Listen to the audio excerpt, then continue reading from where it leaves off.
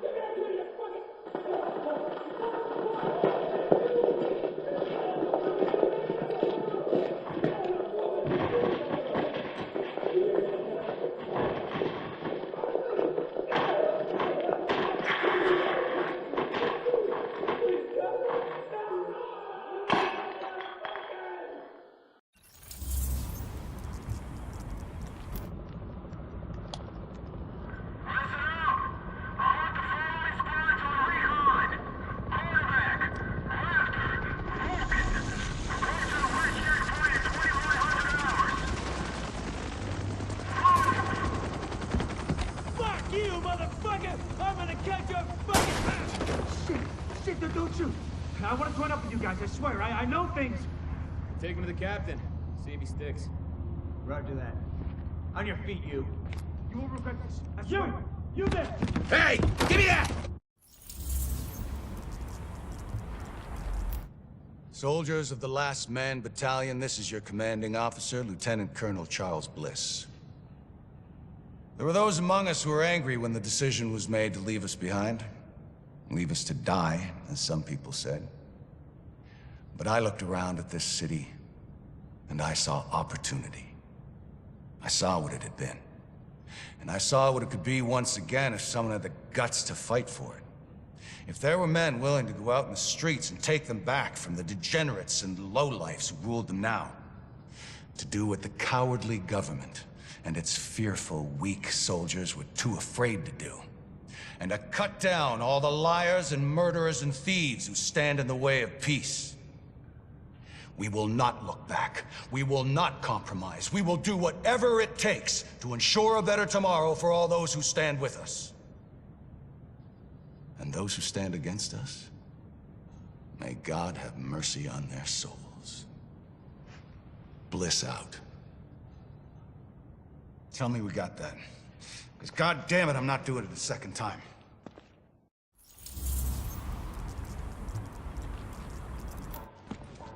One cut. One cut's gonna make you bleed. But one cut don't kill you. One cut just makes a scar. We're gonna fucking find him! A deeper cut. We're gonna fucking find him! We're gonna get him! Makes you cry. But you can turn that cry into a roar, or you can turn it into a whimper. That's your choice. I can't So take you it. can choose to be a victim, no matter where you at. I can't take Top of the it. penthouse, in a prison cell, or even free. Roaming your own streets again. Complain about the cold, the rats. Complain about who's in charge. Some people want to stay the victim. They want to cry. I'll give you what you want. You want to be the victim? Well, I'll make you one. I'll make you one. Me? I'ma take what's mine. They say this disease is a tragedy. They say it's the end of the world. Oh, yeah! This disease is our teacher. Teaching the uniforms that they done. Teaching us to rise up. They taken from us long enough. Now we take from them. Their houses, their cars, their families, their lives. This is our time. And now is our time. It's our time. We're all in! Let's do this! Wipe them out, goddammit!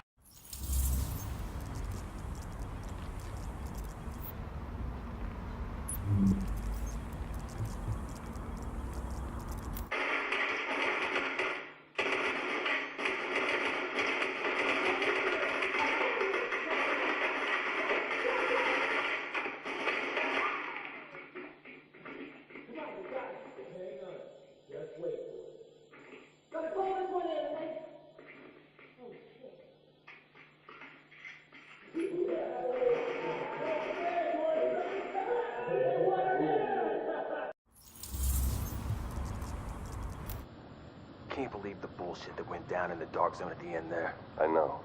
We had it. Everything I told them was dead on. They made us pull out anyway. And we left our dead behind. Yeah, we're not supposed to do that. Hang on a second. But we don't leave people behind. We're here to make sure this city doesn't get left behind. But the people we're working with, they're just fine with leaving all of us behind if it's convenient. Look, I don't agree with every decision that's been made, but I am saying it's time to leave them behind. Their model doesn't work anymore. If we're smart, we cut it loose before it tracks us down, before it kills us. You're talking treason. I'm talking common sense. Look around. There's nothing left to save. The JTF is trying to save a Manhattan that doesn't exist anymore. It is all about power now.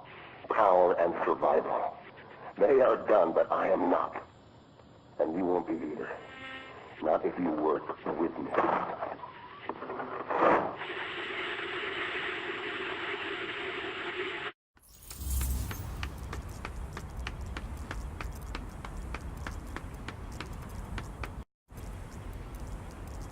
I think we need to modify the terms of our agreement. Why, Colonel? It seems to be working perfectly well so far. You get the support of my people and their gear with field intel you couldn't dream of 6 weeks ago. I get a base of operations, a place on what's gonna be the winning side, and the occasional use of your manpower as needed. Not to mention the occasional surface-to-air missile. Or have you forgotten about that chopper in Brooklyn? Look, my people did the dirty work on that op, Bliss, and eliminating Division Senior Command was as much a benefit to you as to me. The last thing either of us wanted was a senior division agent directing a second wave. Hang on, I'm getting feedback on the link. We've been compromised? Looks like it. Coming the link now. No, don't you.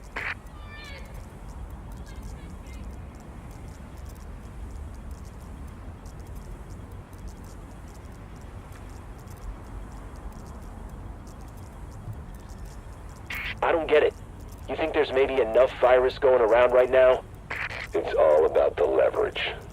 If I've got my hands on the dollar flu starter kit, this green poison that someone cooked up, then certain people are going to be a lot more reluctant to take a run at me. A gun's a lot better for self-defense than a weaponized virus. Stop thinking small. Start thinking possibilities. There's no medical infrastructure anymore. It's the Wild West out there, but less civilized. Being able to turn certain death loose at any time I want puts me in a powerful position. And controlling the core ingredients for a vaccine, that's useful too. So you might kill even more people. Who's gonna notice? It's not the killing, it's the threat of being able to kill. And giving them the hope they might be saved. The way things are breaking down out there, all these different groups carving their own territories out of what used to be civilization. It only makes sense to have an ace in the hole.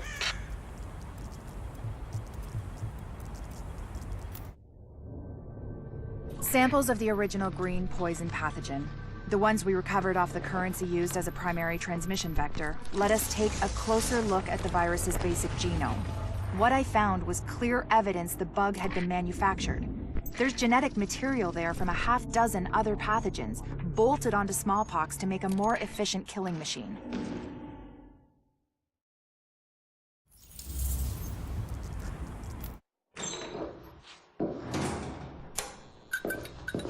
One of the things that makes a virus lethal is adaptation. Rapid mutation makes it harder for antibodies to identify and drugs to kill. What we're seeing in the samples you pulled from the population at the train yard is the degree of genetic drift green poison is already experiencing, and it's significant, which means it'll be that much harder to find a vaccine.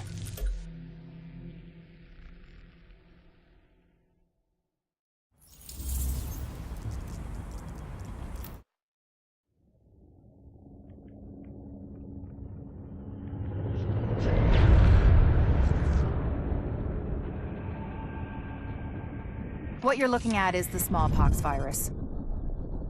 It normally takes 1 to 2 weeks for it to incubate in a host, and it's not contagious while it's doing so.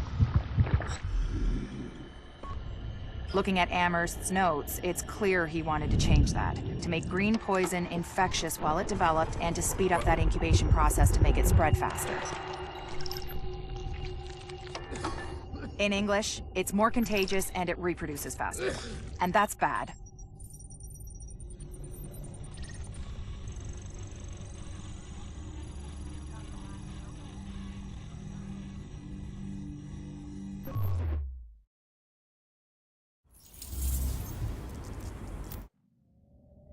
We've got confirmation that green poison wasn't bred. It was coded. Specifically, he picked up on his buddy Chernenko's research about modifying virus genomes in a virtual space, kicked it up a few notches, and fed the result into an industrial protein replicator.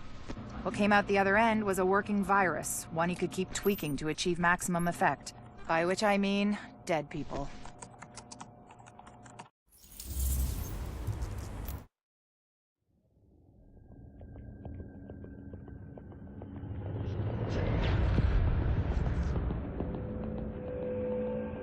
What you're looking at is the smallpox virus, one of the deadliest pathogens on the planet. For centuries, it did a wonderful job of helping keep the human population in check.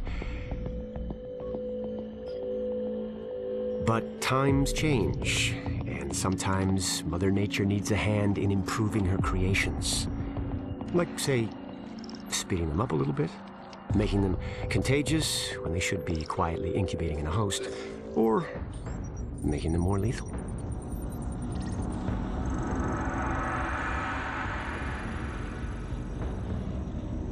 I didn't come up with the approach on my own.